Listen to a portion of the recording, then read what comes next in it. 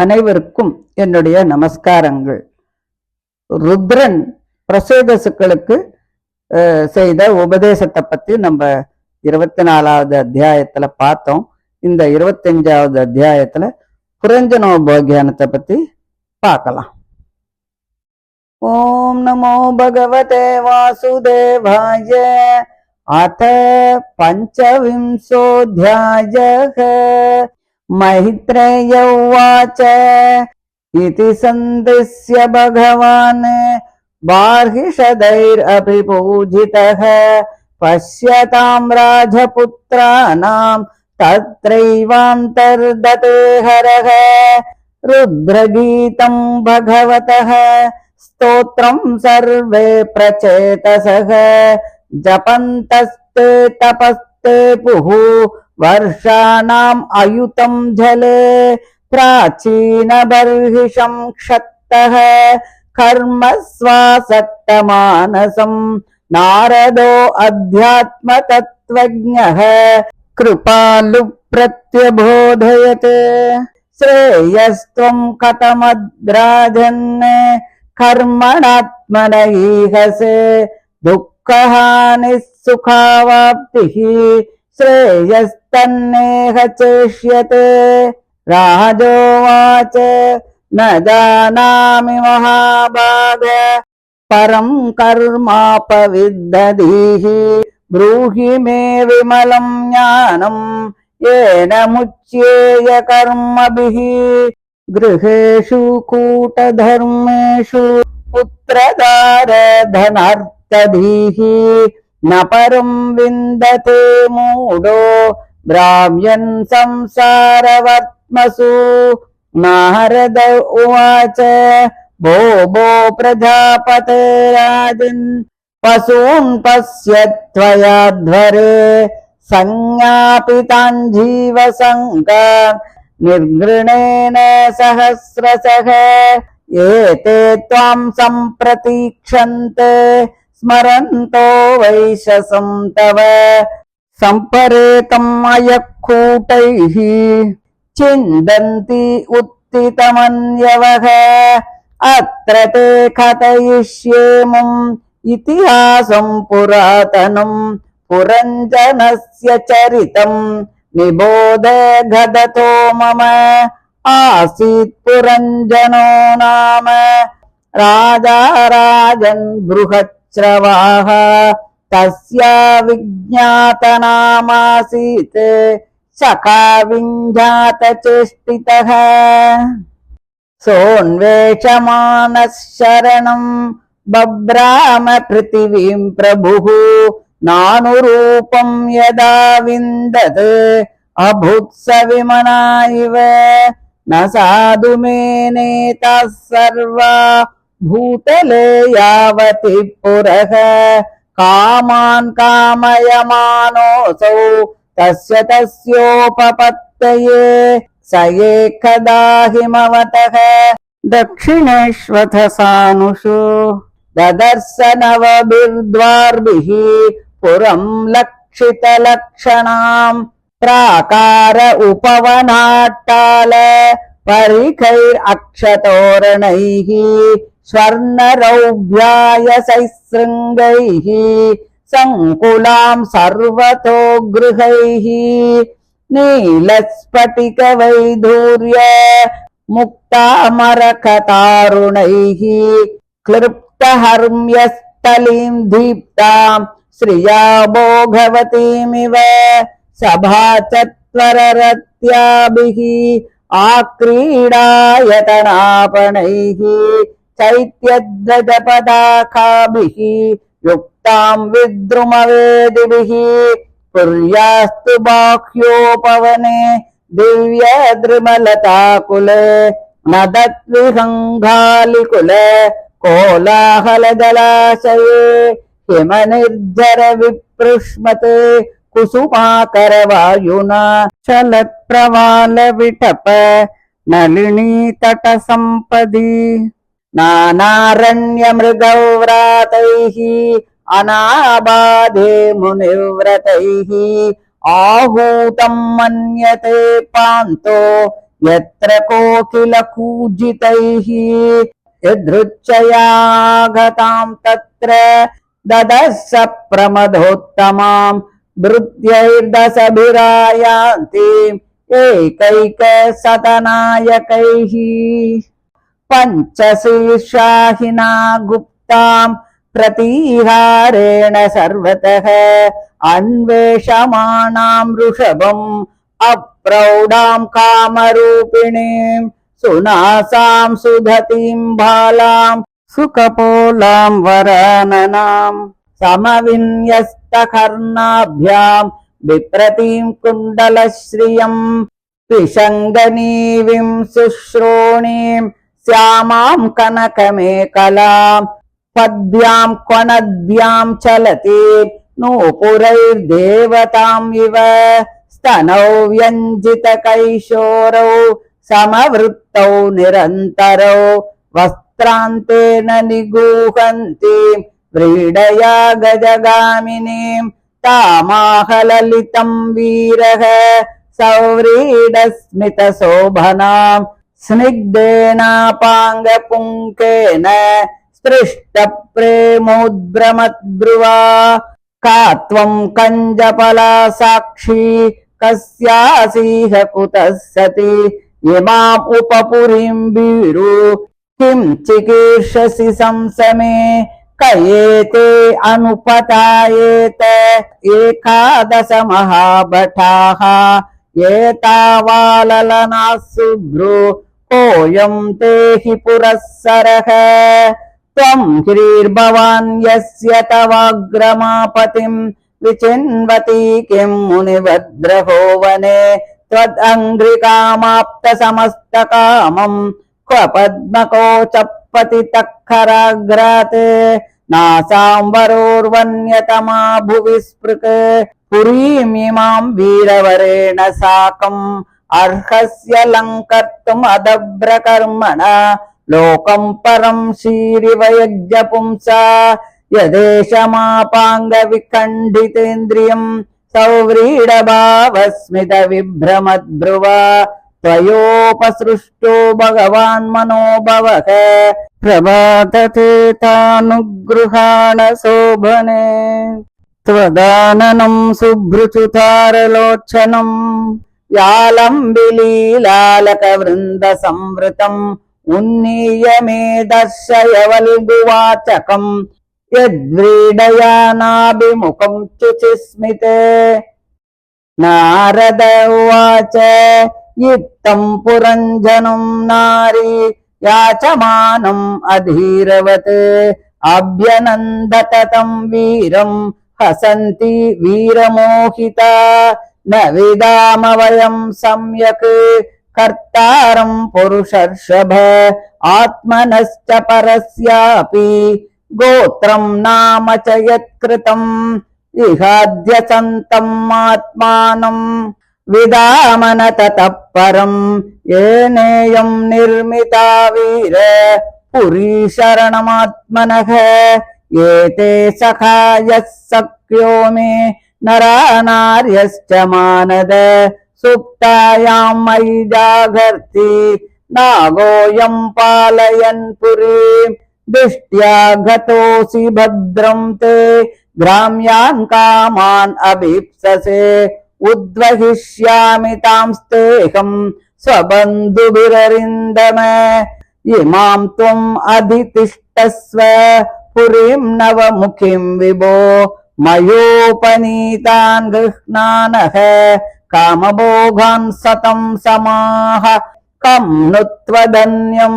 रमये ह्यरतिज्ञम् अकोविदम् असम्परायाभिमुखम् अस्वस्थनविदं पशुम् धर्मो ह्यत्रार्थकामौ च प्रजानन्दो मृतं यशः लोकाविशोका विरजा यान्न केवलिनो विदुः पितृदेवर्षिमर्त्यानां भूतानाम् आत्मनश्चः क्षेम्यं वदन्ति शरणं भवेस्मिन् यद्गृहाश्रमः का नाम वीरविख्यातम् वदान्यं प्रियदर्शनम् न वृणीत प्रियं प्राप्तं मादृशी द्वादृशं पतिम् कस्या मनस्ते भुवि भोगि भोगयोः श्रिया न सज्जेद्भुजयोर्महाभुज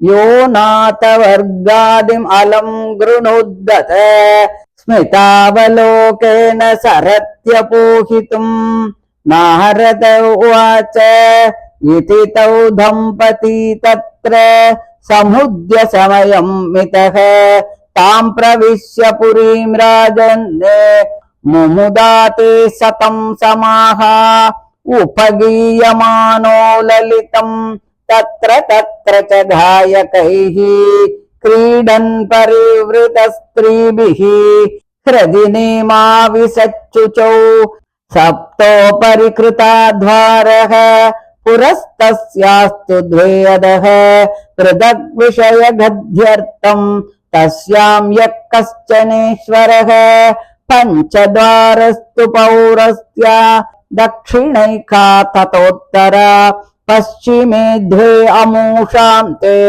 नामानि नृपवर्णये खद्योता आविर्मुखी च प्राग्द्वारौ एकत्र निर्मिते विभ्राजितं जनपदं याति ताभ्यां द्युमत्सकः नलिनी नालिनी च प्राग्द्वारौ एकत्र निर्मिते अवधूतसकस्ताभ्यां विषयं याति सौरभं मुख्या नाम पुरस्ताद्वाः तयापन बहुदनौ विषयौ याति पुरराड रसज्ञ विपणान्वितः पितृहुर्नृपपुर्याद्वाः दक्षिणेन पुरञ्जनः राष्ट्रं दक्षिणपाञ्चालं याति श्रुतधरान्वितः देवहूर्नाम पुर्याद्वा उत्तरेण पुरञ्जनः राष्ट्रम् उत्तरपाञ्चालं याति श्रुतधरान्वितः आसुरी नाम पश्चाद्वाः तया याति पुरञ्जनः ग्रामकं नाम विषयं दुर्मदेन समन्वितः निर्वृतिर्नाम पश्चाद्वाः तया याति पुरञ्जनः वैससं नाम विषयं लुब्धकेन समन्वितः अन्धौ अमीशां पौराणां निर्वाक्तेशस्कृतावुभौ अक्षण्वताम् अधिपतिः ताभ्यां याति करोति च सयर्हि अन्तःपुरगतो विशूचीन समन्वितः मोहं प्रसादं हर्षं वा याति जायात्मजोद्भवम् एवं कर्मसु संसक्तः कामात्मा वञ्चितो बुधः महिषी यद्यदीहेत तत्तदेवान्ववर्तत क्वचित् पिबन्त्यां पिबति मदिरां मदविह्वलः अस्नन्त्यां क्वचिदस्नाति जक्षत्यां सह जक्षिति क्वचित् घायति घायन्त्यां रुदत्यां रुदति क्वचित् क्वचित् हसन्त्यां हसति जल्पन्त्याम् अनुजल्पति क्वचित् धावति धावन्त्यां तिष्ठन्त्याम् अनुतिष्ठति अनुशेते शयानायाम् अन्वास्ते क्वचिदासति क्वचित् शृणोति शृण्वन्त्याम् पश्यन्त्याम् अनुपश्यति क्वचित् जिघ्रति जिघ्रन्त्याम् स्पृशन्त्याम् स्पृशति क्वचित् क्वचिच्च शोचतीं जायाम् अनुशोचति दीनवत् अनुहृष्यति हृष्यन्त्याम् मुदिताम् अनुमोदते विप्रलब्धो महिष्यैवं सर्वप्रकृतिवञ्चितः नेचन्ननुकरोत्यज्ञः क्लैब्यात् क्रीडा मृगो यथा इति श्रीमद्भागवते महापुराणे पारमहंस्यां संहितायां சதுர்த்த ஸ்கந்தே புரஞ்சனோபாக்கியானே பஞ்சவிம்சோத்யாயः. ஸ்ரீஹரயே நமः ஸ்ரீஹரயே நமः ஸ்ரீஹரயே நமः. கோபிகா ஜீவனஸ்மரணம் கோவிந்த கோவிந்த. மைத்ரேயர் சொல்றார், மகானுபாவனாகிய ருத்ரன் பிரச்சேதசர்களுக்கு சோஸ்திரத்தை உபதேசம் பண்ணிட்டு அதுக்கப்புறம் அந்த ருத்ரன் மறைஞ்சு போயிட்டார். ருத்ரன் சொன்ன அந்த பரமாத்ம சோஸ்திரத்தை தண்ணீர நின்னுண்டு 10,000 வருஷங்கள் அவள்லாம் தபஸ் பண்ணினா. இவர்களுடைய தந்தையாகிய பிராசீன பர்ஹிஸ் யாகாதி கர்மங்களில் மன ஊக்கம் உடையவனாக இருந்தான்.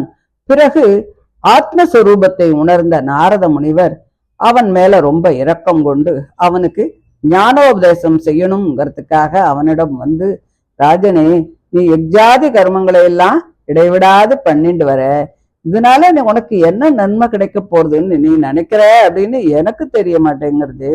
துக்கங்கள்லாம் கழியணும், சுகங்களை எல்லாம் அடையணும் என்று நீ விரும்பினால் இந்த கர்மத்தினால் அந்த இரண்டுல எதையுமே நீ சாதிக்க முடியாது.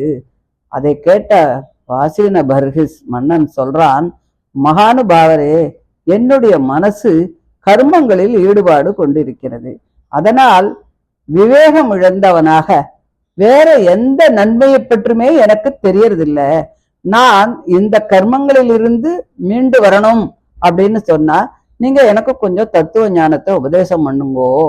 விட முடியாத பல வகையான பிரவிற்த்தி தர்மங்களை எல்லாம் தொடர பெற்று மேலும் மேலும் சம்சாரத்தை வளர்க்கக்கூடிய மனை வாழ்க்கையில மமகாரத்தை ஏற்றுக்கொண்டு பிள்ளை பெண்டிர் பணம் முதலவற்றையே ஒரு பெரிய புருஷார்த்தமாக நினைச்சுண்டு மதிகெட்டு போய் திரிகின்ற என்னை போன்ற மூடன் சிறந்த நன்மையை எப்படி பெறுவான்? அதாவது பரமாத்மாவை அவன் அறிய மாட்டானே அப்படின்னு சொல்றான்.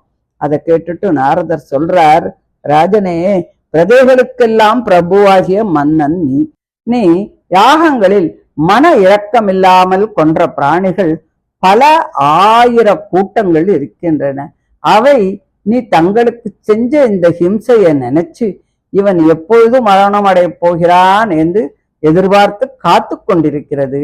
நீ மரணம் அடையும் போது அவைகளெல்லாம் கோபம் கொண்டு இரும்பு போல ஒரு உறுதியான கொம்புகளால உன்னை குத்தி கிழிச்சு ஹிம்சிக்க போறது. இந்த விஷயத்துல புரஞ்சனோபாக்கியானம் என்னும் ஒரு பழைய ஒரு வரலாற்றை நான் சொல்றேன், கேளு. புரஞ்சனன் அப்படின்னு பேருடைய ஒரு ராஜா இருந்தான். அவன் ரொம்ப புகழுடையான். அவனுக்கு அவிஞாதன் அப்படின்னு ஒரு உற்ற நண்பன் இருந்தான். அந்த புரஞ்சன மன்னன் சப்தாதி விஷயங்களை எல்லாம் தான் அனுபவிக்கணும் அப்படிங்கிறதுக்காக அதுக்கு ஒரு தகுந்த இடத்தை தேடி பிரபஞ்சம் முழுவதையும் சுத்தி தேடி எந்த இடமும் அவனுக்கு கிடைக்காம ரொம்ப வருத்தப்பட்டான். அவன் பல பட்டணங்களை எல்லாம் பார்த்தும் கூட எதுவுமே தனக்கு தகுதியுடையதாக அவன் நினைக்கவே இல்லை. பிறகு ஒரு நாள் சிமயமலையினுடைய தென்புற அடிவாரத்துல 9 வாயில்களுடைய சகல லட்சணங்களும் கூடிய ஒரு பட்டணத்தை பார்த்தான்.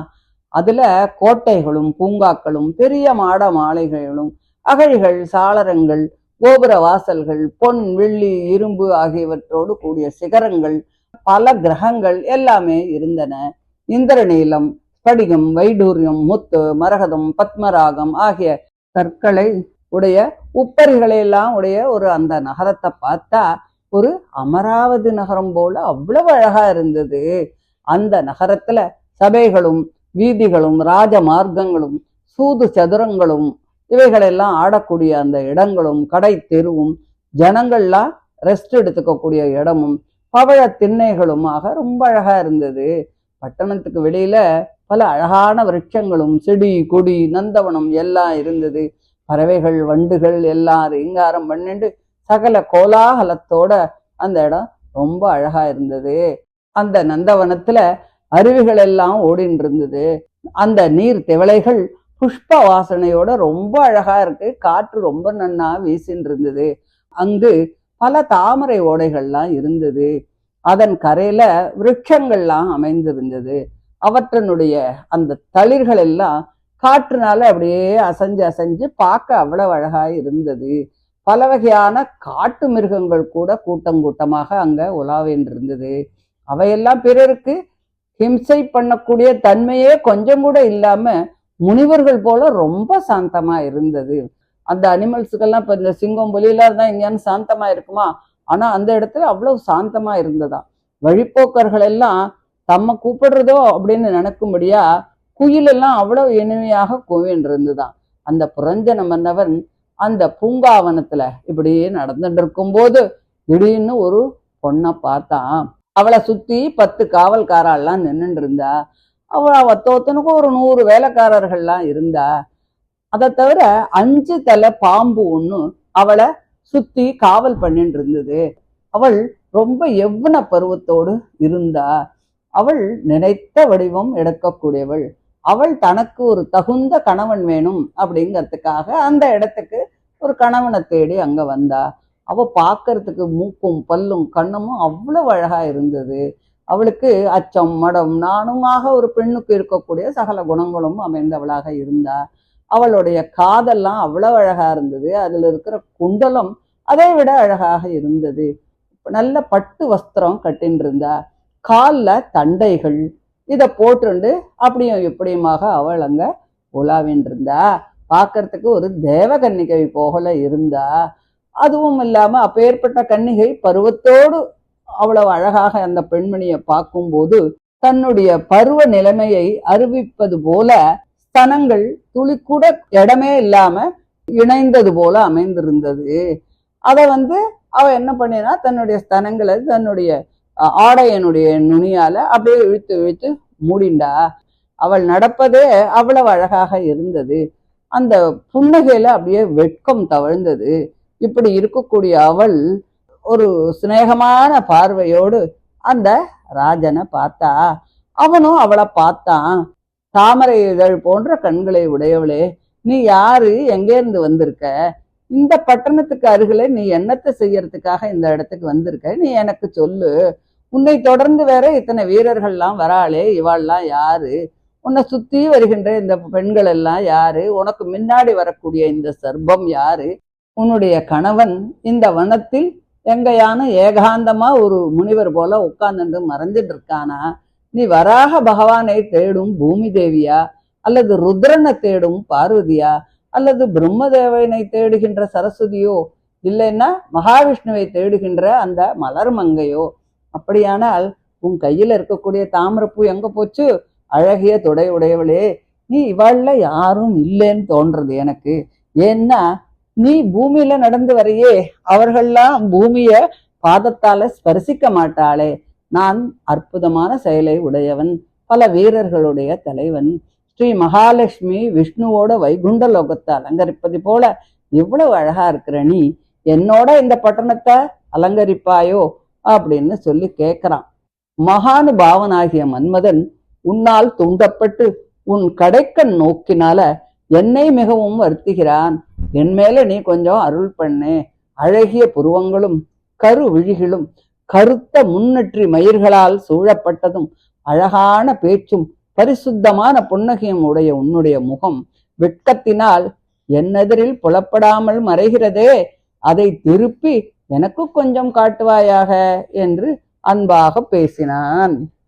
இப்படி இந்திரியங்களை எல்லாம் வெல்ல முடியாமல் வேண்டுகின்ற அந்த புரஞ்சனனை பார்த்து அந்த பொண்ணும் கொஞ்சம் மதிமயங்கி அழகா சிரிச்சுண்டு அவனை பார்த்து, புருஷ சிரேஷ்டா, உன்னையும் என்னையும் படைச்சு நாமத்தையும் கோத்திரத்தையும் ஏற்படுத்தின கர்த்தாவை யாருன்னு நமக்கு தெரியாது.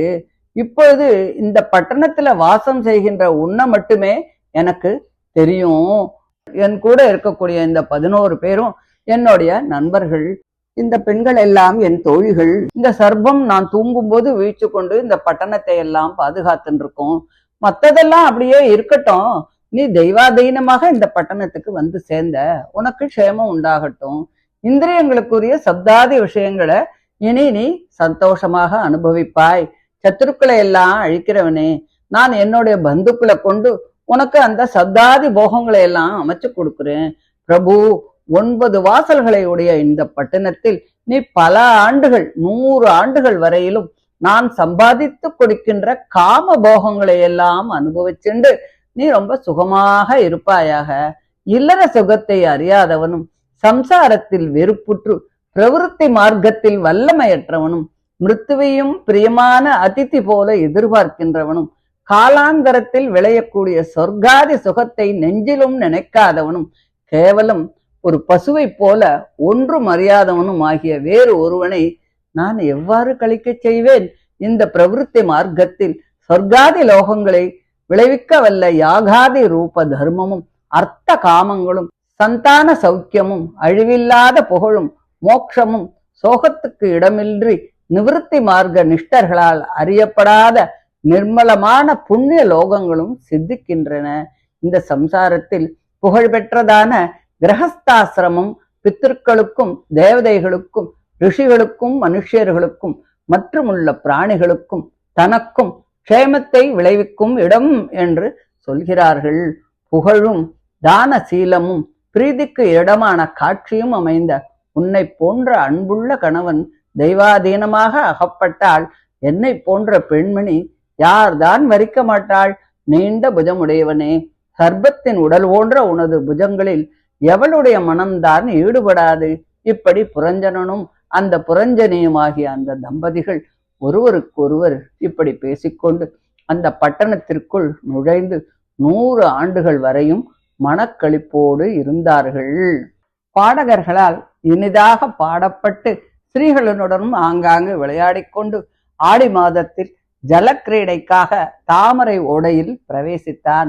வெளி தேசங்களுக்கு தனித்தனியே சுகமாக போகும்படி அந்த பட்டணத்திற்கு மேல் பாகத்தில் 7 துவாரங்களும் கீழ்பாகத்தில் 2 துவாரங்களும் ஏற்படுத்தப்பட்டன. 9 துவாரங்களில் 5 கிழக்கு முகமாகவும் 1 தென்முகமாகவும் மற்றொன்று வடக்கு முகமாகவும் மற்ற 2 துவாரங்கள் மேற்கு முகமாகவும் இருந்தன. கிழக்கு துவாரத்தில் கத்தியோதை என்றும் ஆவிர்முகி என்றும் 2 துவாரங்கள் ஓரிடத்தில் உண்டு. புரஞ்சன மன்னவன் திமானன் என்னும் நண்பனுடன் அவ்விரண்டு துவாரங்களிலும் பட்டணத்திலிருந்து புறப்பட்டு விப்ராஜிதம் என்னும் தேசத்திற்கு போவான். நளினி என்றும் நாளினி என்றும் மற்ற 2 துவாரங்கள் ஒரு இடத்தில் இருந்தன. அந்த மன்னவன் அவதூதன் என்னும் நண்பனுடன் அந்த துவாரங்களில் புறப்பட்டு சௌரபம் என்னும் தேசத்துக்கு போவான். அதாவது வாசனையை முகர்கிறான். மற்றொன்று முக்கிய என்னும் பெயருடையது.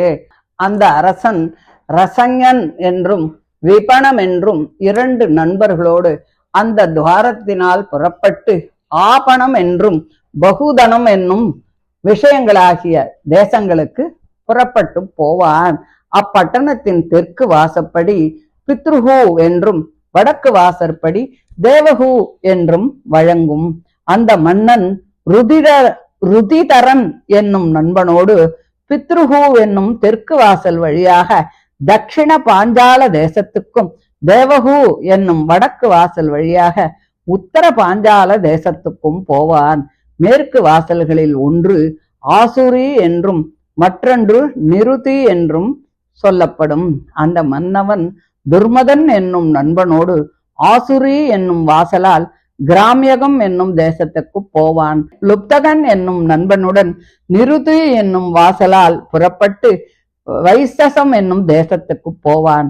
இப்பட்டணத்திற்கு இந்த துவாரங்கள் தவிர பாணி என்றும் பாதம் என்றும் 2 துவாரங்கள் உண்டு. இவை கூடுகட்டி அதன் வாயையும் மூடி அதற்குள் அகப்பட்டு கொண்டு வருந்தும் புழுக்களை போல ஒன்றும் தெரியாதவை. அந்த புரஞ்சனன் அந்த 2 பாதம் என்னும் வாசல் வழியாக போவதும் வருவதுமாக இருப்பான். பாணி என்ற மற்றொரு வாசல் வழியாக சென்று செயல்களை செய்வான். அந்த மன்னவன் விஷூச்சீனன் என்னும் நண்பனோடு கூடி அந்த புறத்திற்கு சென்று பெண்டிர் பிள்ளை பெண் முதலியவர்களின் சம்பந்தத்தினால் உண்டாகும் மோகத்தையும் தெளிவையும் சந்தோஷத்தையும் பெறுவான். அந்த புரஞ்சனன் உண்மை அறியாமல் காமத்தில் மனம் சென்று அதை நிறைவேற்று தருபவைகளான செயல்களில் காலம் பல சென்று தெய்வத்தினால் வஞ்சிக்கப்பட்டு தன் பாரியை விரும்புவதையே அனுசரித்து இருந்தான். அவள் மத்தியபானம் செய்கையில் தானும் மத பிரவச்சனாய் அவனோடு மத்தியபானம் செய்வதும், அவள் போஜனம் செய்தால் போஜனம் செய்வதும், பட்சணங்களை பட்சித்தால் தானும் பட்சிப்பதும், அவள் பாடினால் பாடுவதும், ஆடினால் ஆடுவதும், அழுதால் அழுவதும், சிரிக்கும் பொழுது சிரிப்பதும், பேசும் பொழுது பேசுவதும், அவள் ஓடும்போது அவளை பிரிந்திருக்க முடியாமல் அவளை பின்தொடர்ந்து ஓடுவதும், நிற்கும் பொழுது நிற்பதும், படுக்கும் பொழுது படுப்பதும், அவள் உட்கார்ந்தால் உட்காருவதும், ஏதாவது ஒன்றை செவி கொடுத்து கேட்பது தானும் அதை பார்ப்பதும் கேட்பதும் முகர்வதும் தொடுவதுமாக பலவிதமாக சந்தோஷப்பட்டு கொண்டு ஆனந்தமாக தொழில்களை செய்து கொண்டு தனக்கு இயற்கையில் ஏற்பட்டிருந்த சாந்தி முதலிய குணங்கள் எல்லாம் மறைந்து விளையாட்டிற்காக வளர்க்கப்பட்ட ஒரு மிருகம் போல ஒன்றுமே அறியாமல் தனக்கு இஷ்டம் இல்லாவிட்டாலும் கூட சிறிதும் மன உறுதியின்றி அவள் ஆடின ஆட்டங்களுக்கெல்லாம் ஆடி அவள் பின்னே சென்று அவளையே பின்தொடர்ந்து இருந்தான் என்று சொல்லி இந்த 25வது அத்தியாயத்தை முடிக்கிறார். இதைத் தொடர்ந்து 26வது அத்தியாயத்துல புரஞ்சனன் வேட்டையாட போறத பத்தி சொல்றார். அதை அடுத்த ஆடியோல பார்க்கலாம். தேங்க்யூ.